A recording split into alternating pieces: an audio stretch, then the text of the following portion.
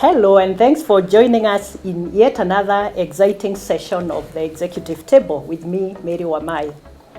In this podcast, we look at the leadership journeys of our leaders from different sectors and industries, how they overcome adversity, their triumphs, their fears, their challenges, even their failures that they have to overcome in their leadership journeys.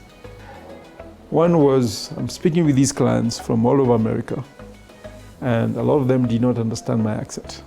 That was problem number one. Okay. Yeah? And that came across very well when I would go to meetings. I'm the senior person, but they prefer to speak to my juniors, who is American. They can understand. Because they can understand what they're talking about.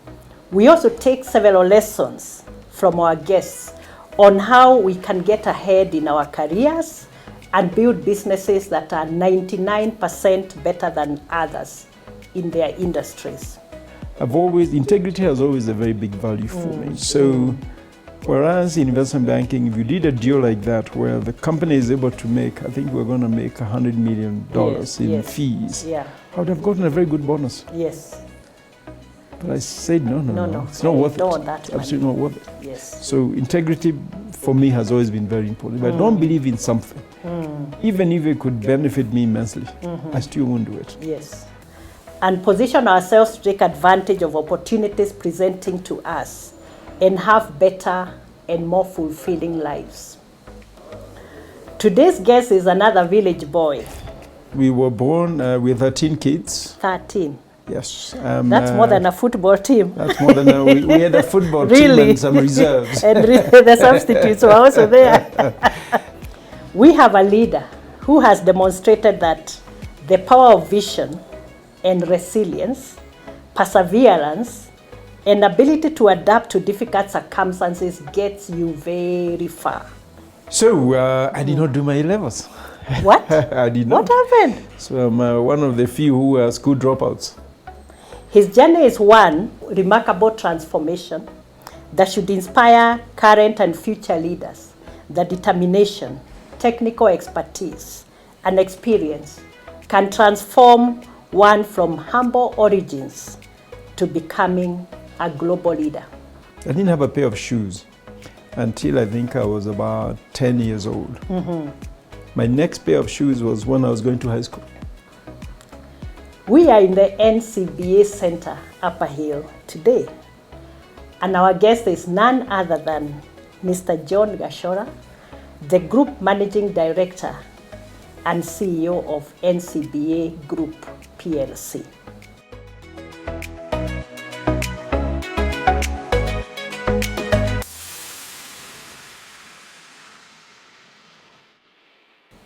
Welcome, John. Thank you, and Mary. Thank you for joining us for this session. We really appreciate taking your time. Glad to be here. Our viewers are eagerly waiting to hear the story from the one and only John. So let's dive in. All right. So I want to start with the early years, growing up. Where were you born? With who? By who? And what you did, all those escapades we want to know. You know, the boys, will be boys story. Yes. What happened? Tell us about yourself. No, well, that's a long story. I was born in a place called Kamahendu. Can you pronounce that? Kamahendu. Kamahendu. Kamahendu. Kamahendu. Okay. Kamahendu is actually in Lari district in Kiambu, not too far from here. Yes. People confuse it with the Muru, but it's after the Muru.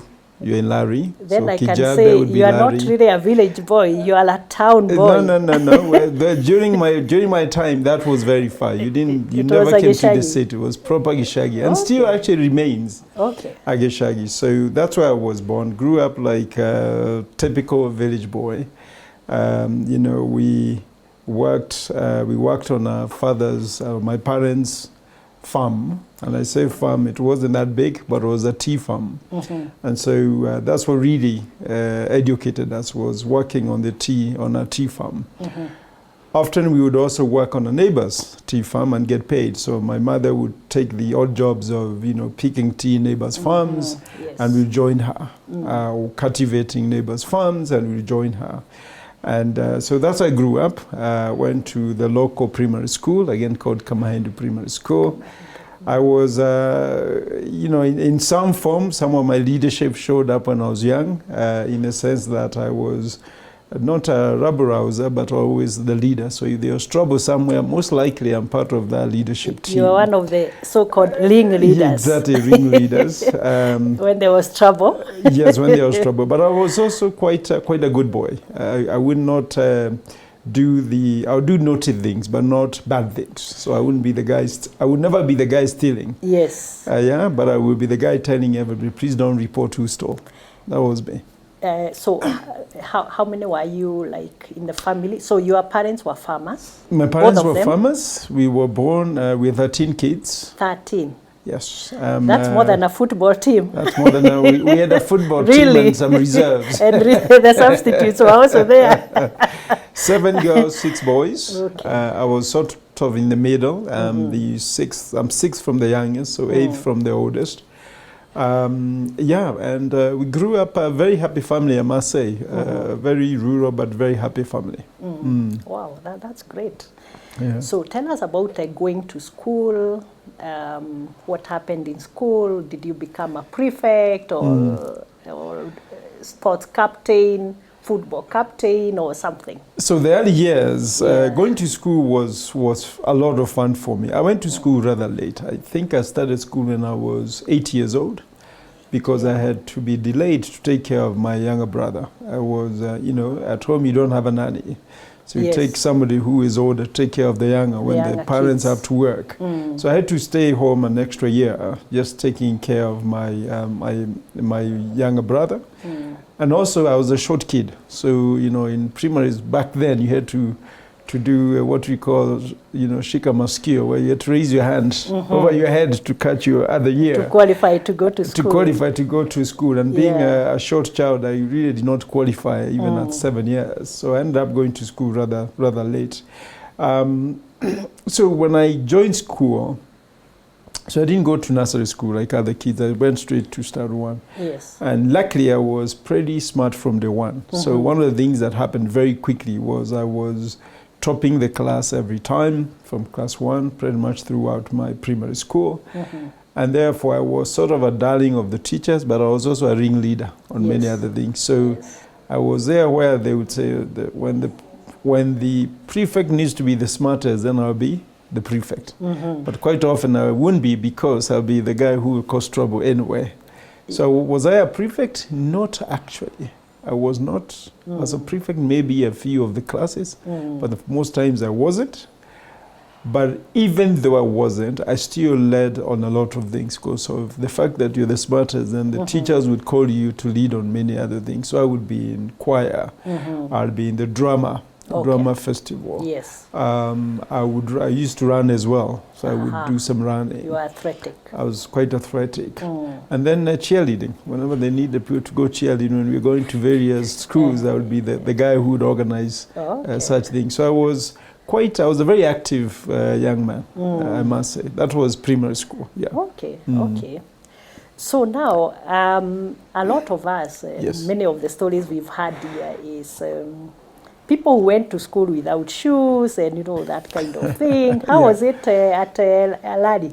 Yes, I don't know. I took it like natural expected that natural. I didn't wear shoes. No, we did not have shoes actually. And I still remember my first pair of shoes. I still remember it quite well, because I didn't have a pair of shoes until I think I was about 10 years old. And I got my pair of shoes was my mother had taken a job again at a neighbor's farm, cultivating clearing the tea plantation. And so she came and shared it with us. Each one of the kids was given a portion to work on. So you're given an acre to work on. And if you finish it, then you're paid for it. And I took mine, worked very quickly. Mine was done. I was paid some money, and I told her, when I get money, Mom, I want to buy shoes.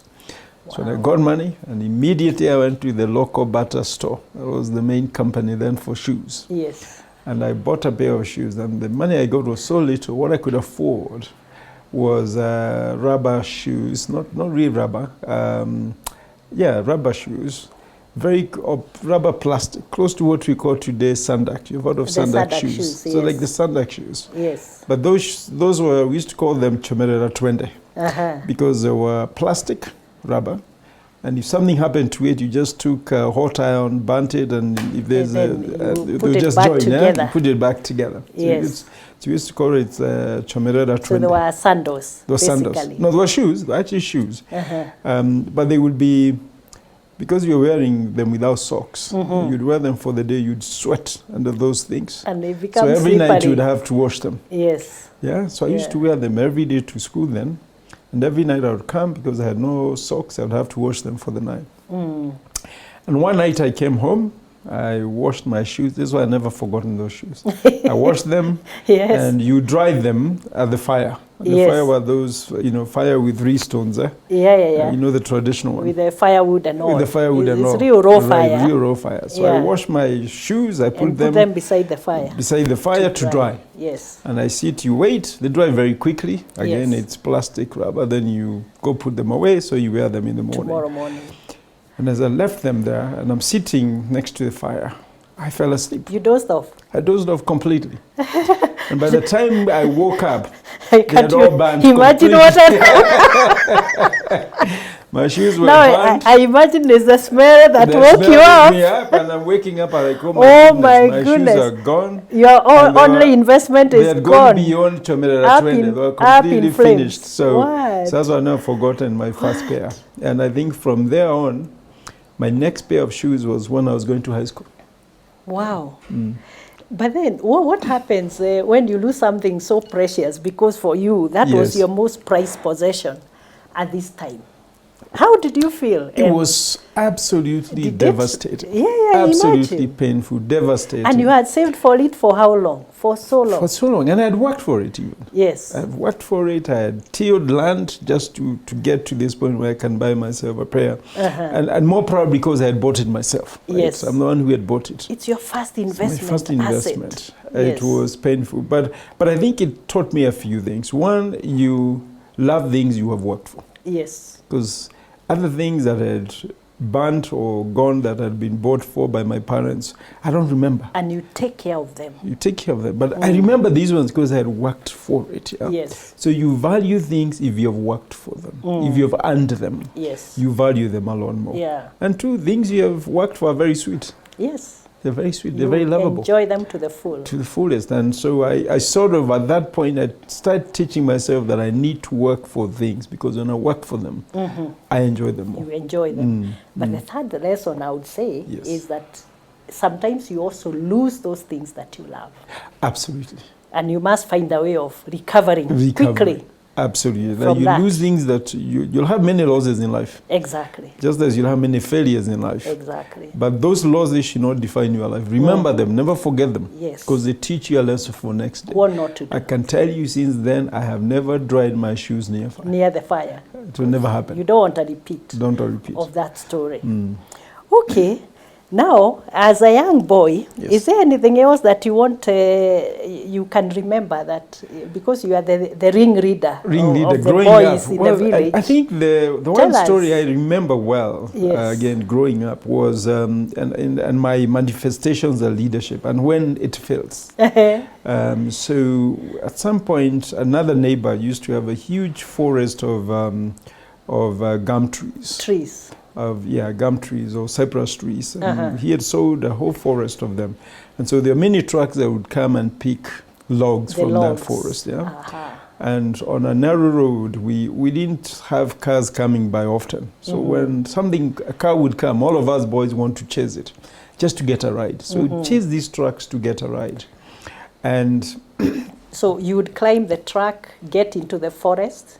you want to climb. You want to climb. Yes. Yeah. So you're chasing them so they can give you A a ride, lift. a lift. Huh? Just to get a ride because there are no Just cars in the village. feel huh? that good, Just eh? feel that good as boys. Yeah.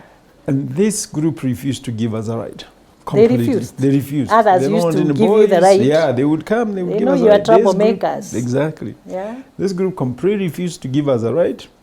So we devised a plan to teach them a lesson. You and So your we fellow got- boys. Yes, got boys together, all of us. We agreed when the truck passes, because they have to come back the same route.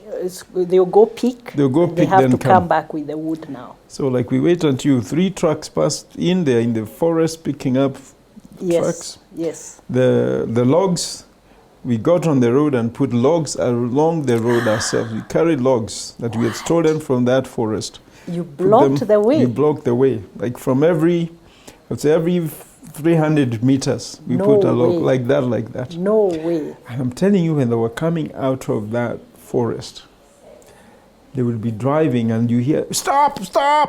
There's something here. There's something on the road.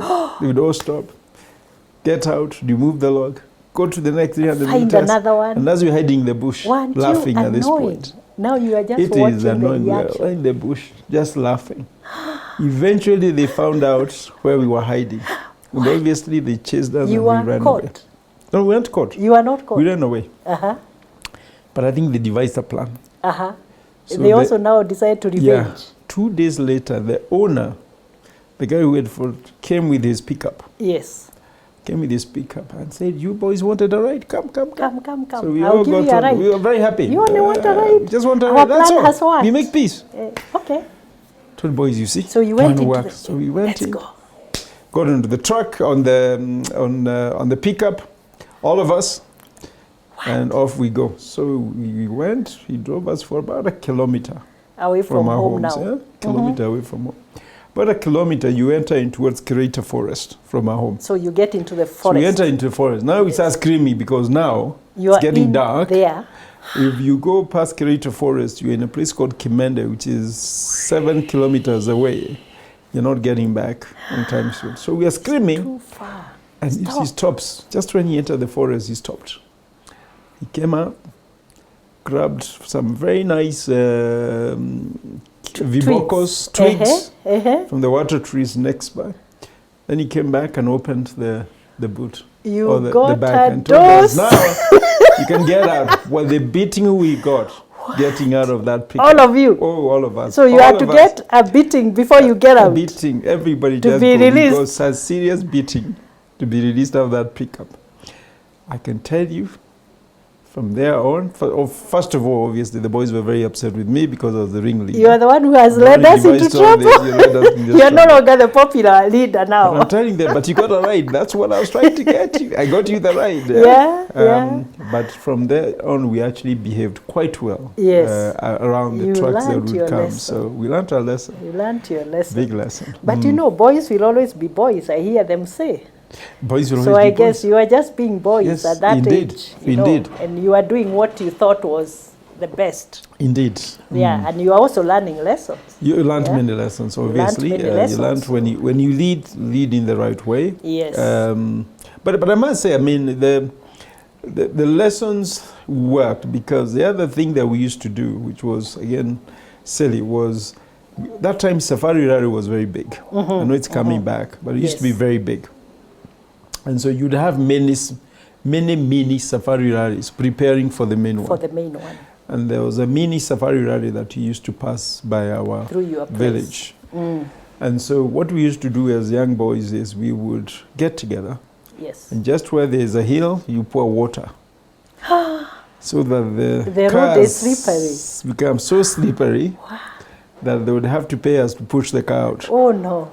We used to earn money that way. You made some money. We used to make money From that the way. drivers. From the drivers. So whenever a mini Safari Rally was coming, we knew we were going to be rich because you just pour a lot of water. Make it slippery So and slippery the guy has that to the come and vehicles come. will get stuck. And you're there And waiting. you're there waiting on the sidelines. Yep. You want to help? Uh-huh. Pay us. And we Pesa push. or something small. Wow. The silliness of youth. Wow. Yeah. It was also fun. And you see what I like about the village that time. It was very secure. It was It was safe. secure. It was We safe. didn't have any security Indeed. issues. Indeed. People do go about their business. But what I also like is the fact that every parent was a disciplinarian. Yes. I mean, today you can't beat you wouldn't people's just beat kids like kids. that. Just no. No. But back then, Well, we used to be beaten any by parent, people who were not our when there's parents. any adult, I must say, who saw you doing something wrong, they had a right to discipline And you could not there even and report then. to your parents And you could because not, you get a because you double get- beating. Absolutely. Yeah. And the teachers were the worst. Even teachers. Teachers, Yeah, parents will discipline you, the neighbor will discipline you, and if they cannot, they'll tell you, report you to the teacher. Yes. That was the worst, because the teacher was the strict disciplinarian in the village. And it was accepted. It was accepted. Yeah, so I think in a way that shaped us in a way. Yes. Yeah. So what was your favorite program on TV when you were growing up? Growing up, actually, we didn't have a TV. You are no TV? No TV in the village. What we had was the shortwave radio. Radio. And that was bought. Asanyo. Asanyo, exactly. How did you know? Sanyo. Si hata kwetu we had one. Sanyo iko juu, iko tops. Sanyo, yes. That used to be the commercial. Yes. So my father bought his first radio, I think around 1977 or thereabout. Because I recall when the first president died, for example, I know we had a radio. By then we had a radio. And so that's what we listened to. And those days, you used to have, radio used to be from, I think, the Kikuyu station was from 11 o'clock to 2. Yes. And then in the evening, from about 7 to about, 9:30 or 10. 10. So that's what we used to listen to mostly, because that's when you'd be home anyway. Yes. Other times you're working out on the fields or you're in school. So that's what we used to listen to. So which were my favorite programs? I remember obviously Jehu Niungwana on Sundays. We used to listen to that quite a bit. Leonard Mambo Botella was a favorite. And then soccer. Soccer was big on Saturdays. Oh, yes. I mean, AFC and goal were something. The whole commentatorship of soccer was serious. You felt like you were in the field. You knew everybody. Kandege Nampira, you knew what's going on.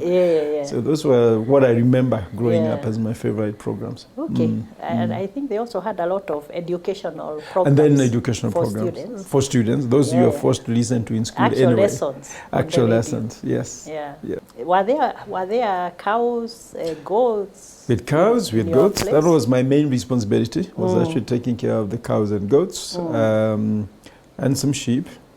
And the only part of it I didn't like was Sundays, because I had to be left at home. Yes. Because those are 24-hour jobs. Yeah. So I had to be left home on Sunday. So I didn't go to church a lot. My siblings and everybody else would go to church, but I'd be left looking after the cows and the goats, at least at that age. But it also helped in a way, because I remember I would use those moments when I'm responsible to learn the things you need to learn, like multiplication tables, for example.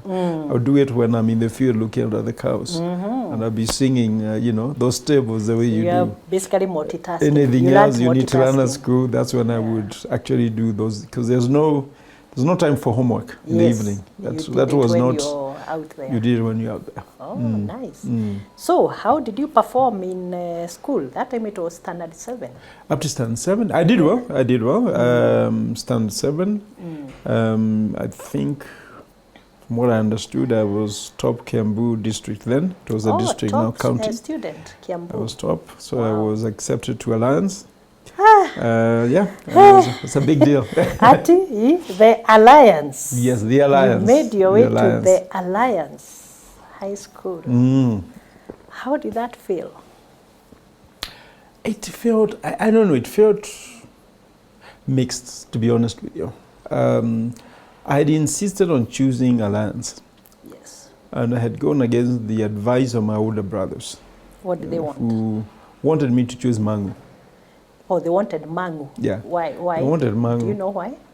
They explained to me that time. We knew about 2 boys who had gone to Alliance from my area before me. Village. From my village. Yeah.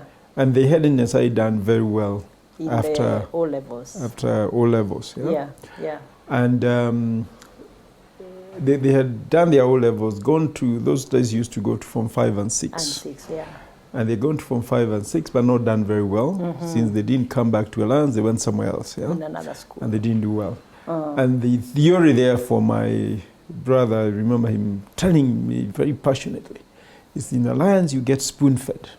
And if you leave and you go anywhere else, you fail, because there's nowhere else in the world where you get spoon-fed.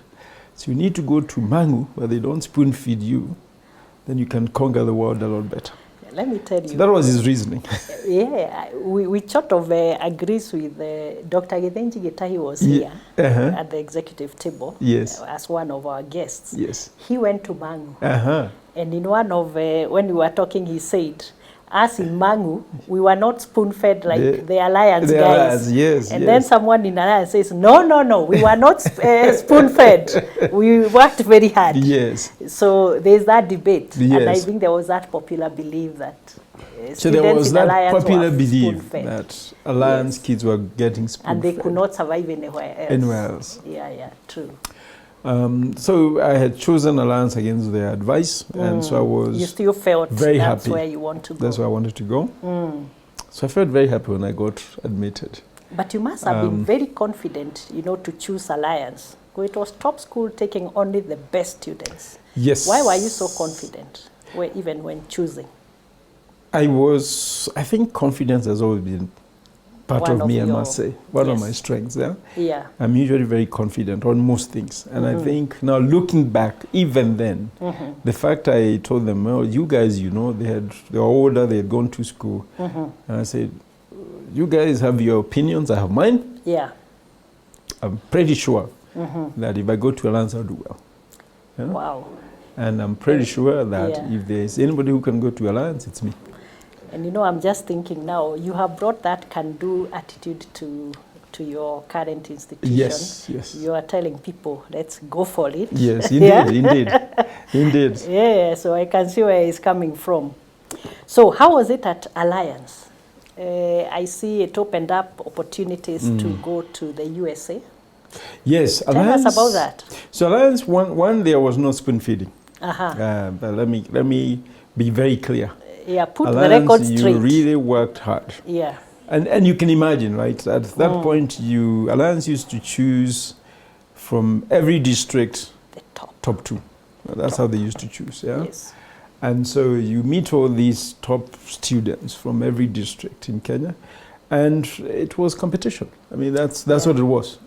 Serious competition. And you are competing against the very best. The very best. From all over. Yes. Yeah. So I'd say even if, supposing you're being spoon-fed, even if you're being spoon-fed, there are those who absorb better than others. You still have to compete. Yeah.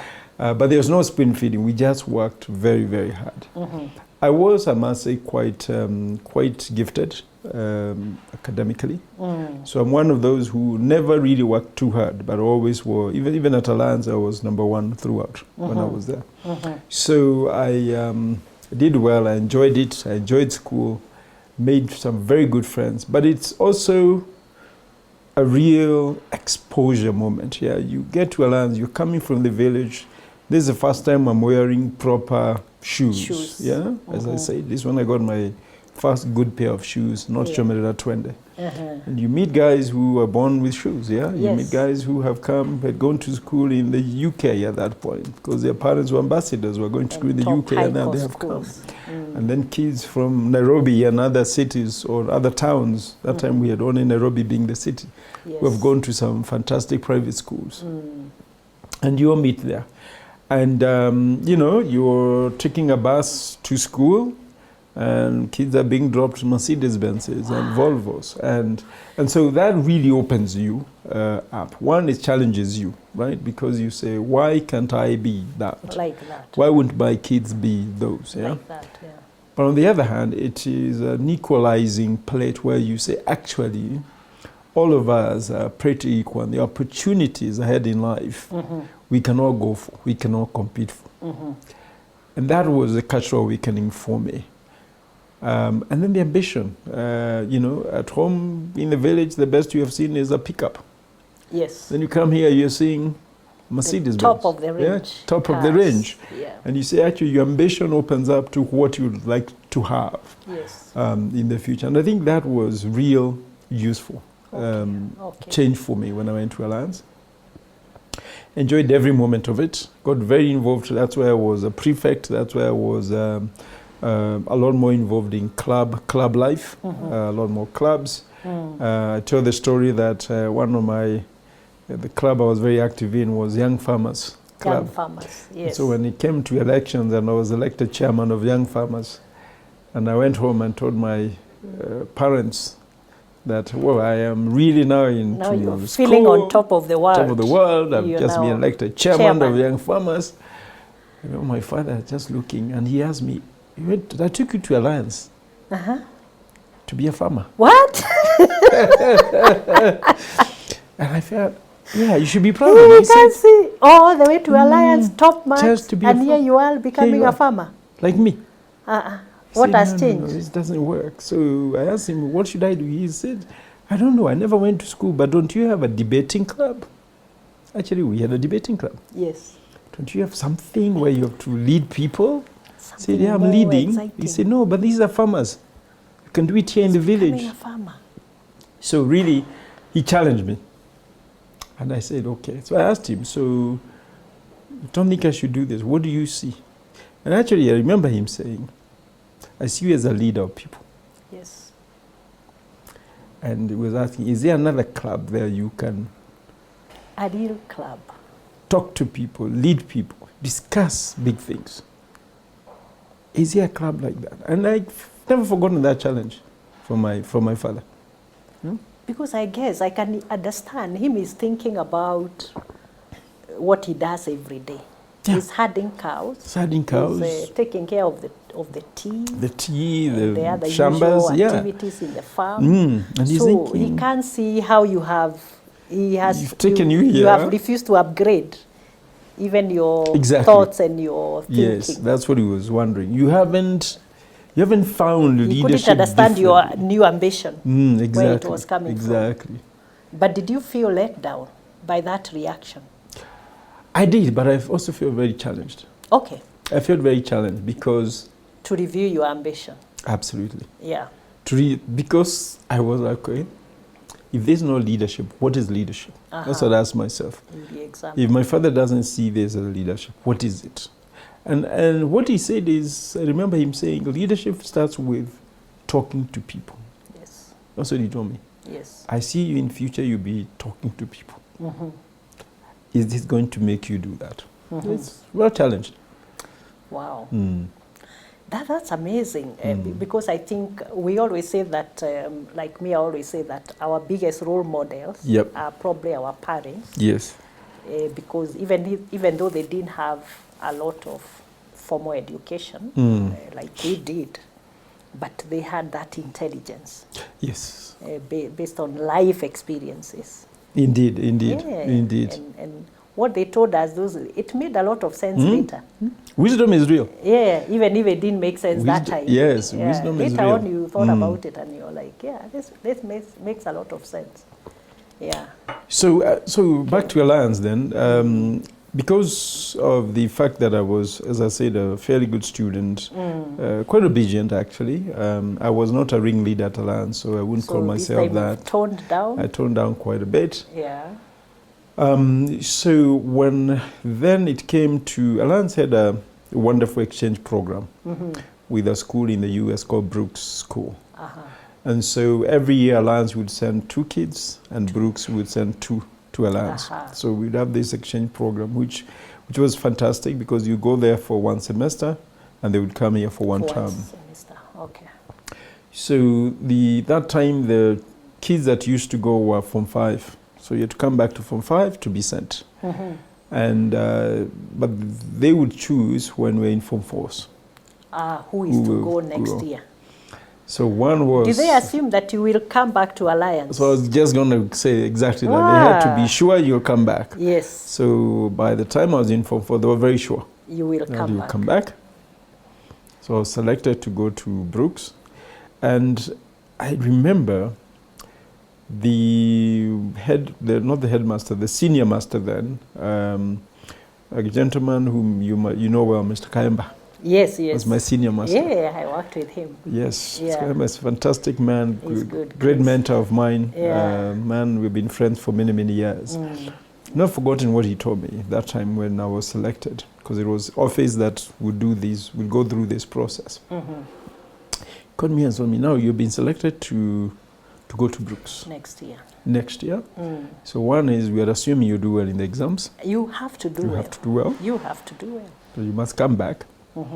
Then he said, but more importantly is make sure you think about how you can take advantage of this truth. That opportunity. See, when we discussed it, we all agreed, like someone like you will never get another opportunity Yes. to go. Yes.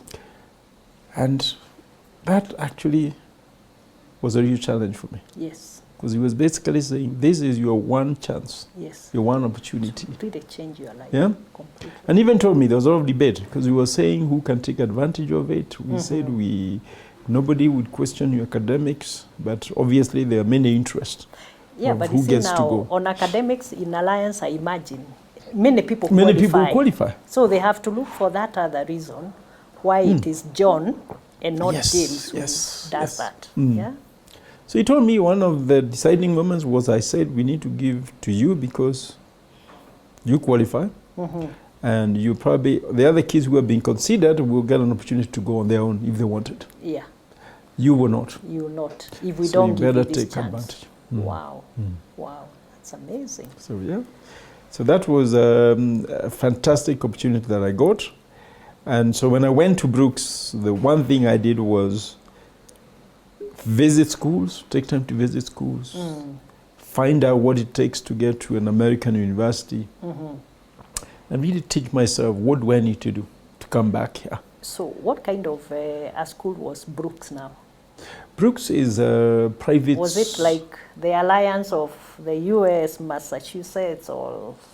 It's a very, very good school. I wouldn't say it's one of the top, actually. Top school. Top schools, indeed. It's one of the top schools. But they're also one of those schools that are expensive private schools that give their kids a lot of exposure and has done very well for a lot of the kids who have gone there. Yes. They had exchange programs with schools in Kenya. I think it was Alliance and Hillcrest in Kenya.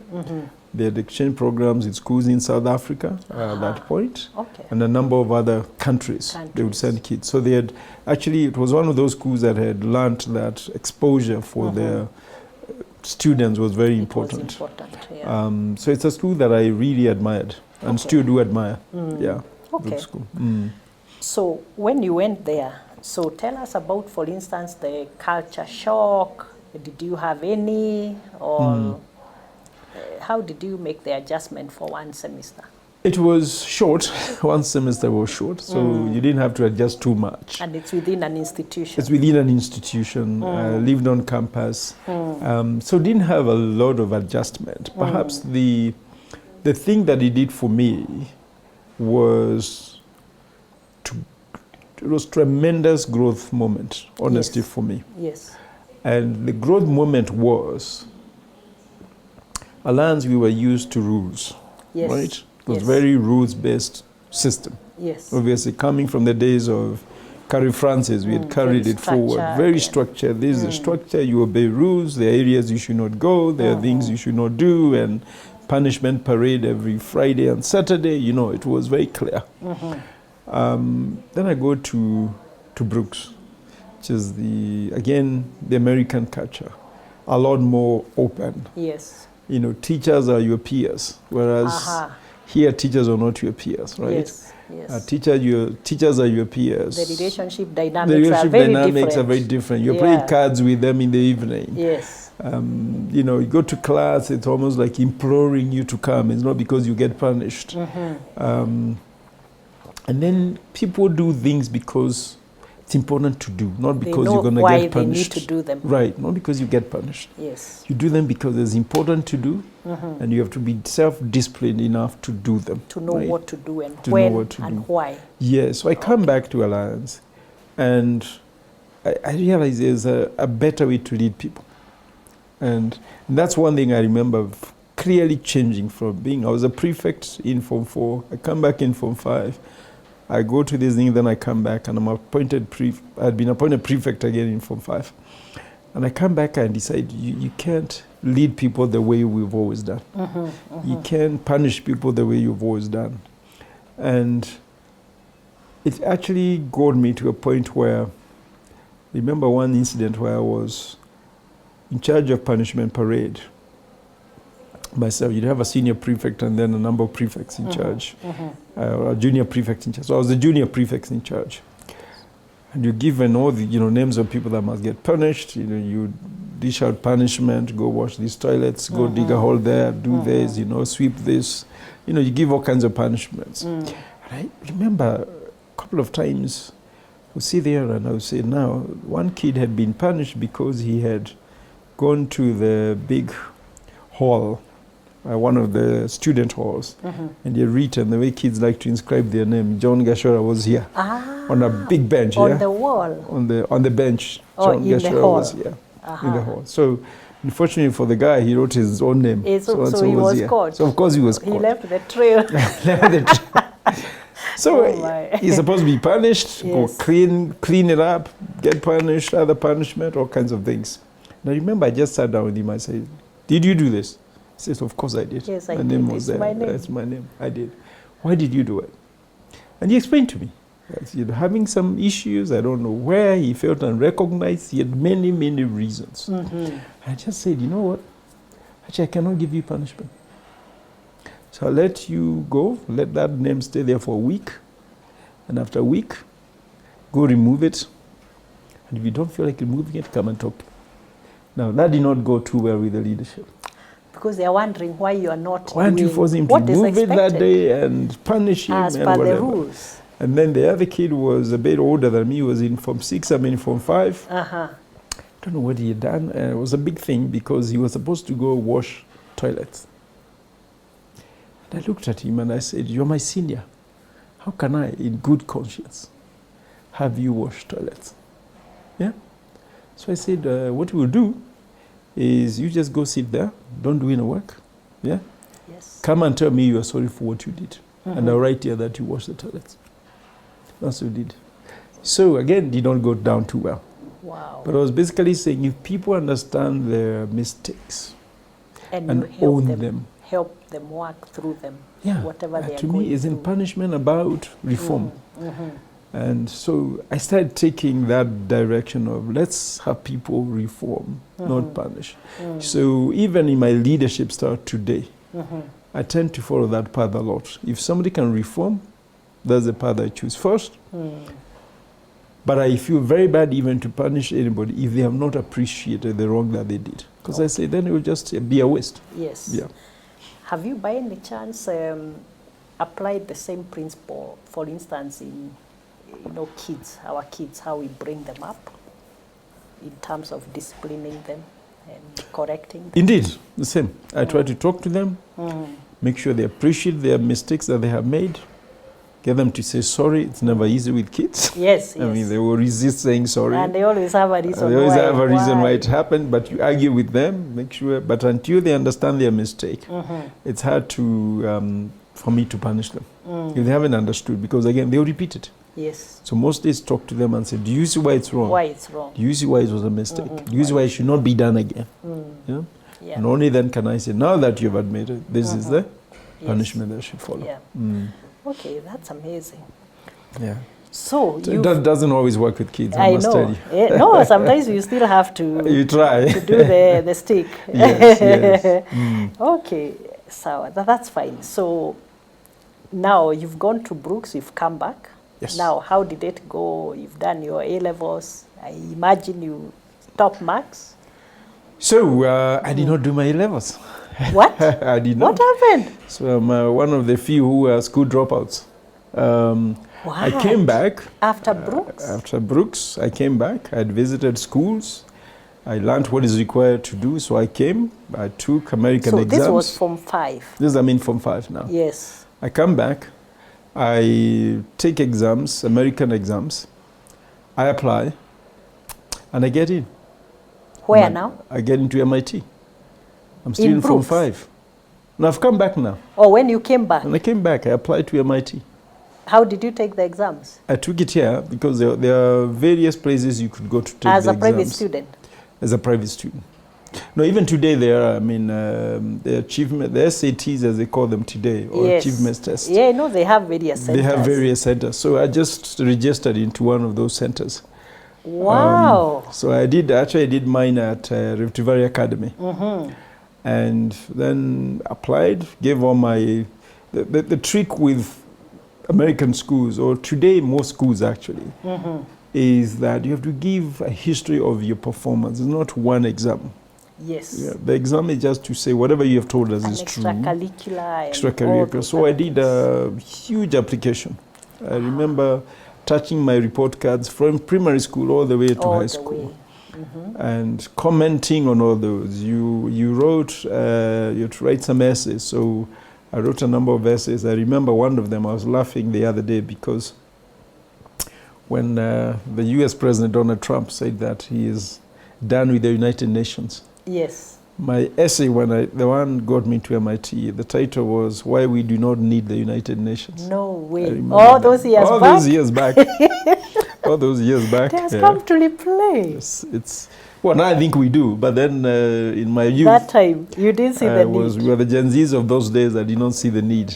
So you did not even join the Model United Nations? No, which no, is I a very couldn't. I did not club. believe in it. I thought it was the biggest scam, the United Nations. That's what I wrote. I remember writing, justifying why it should not be, and wow.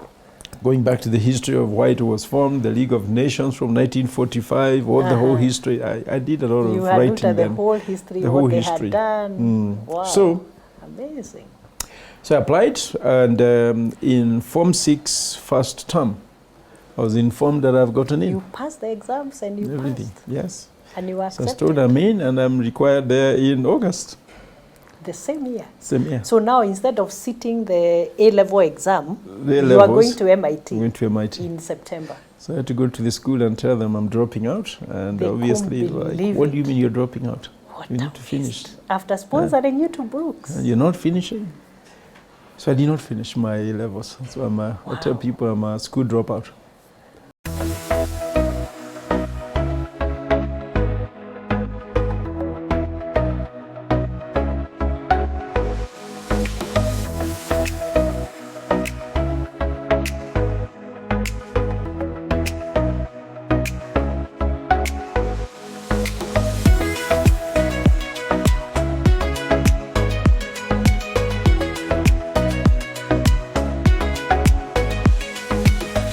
Obviously, all of them are culturally very different. Yes. They are being paid a lot more money than I'm getting paid. Than you. Because they're obviously a lot more experience. And I'm their boss. Yeah. So it was quite humbling. And you have to recognize they know a lot more than you do.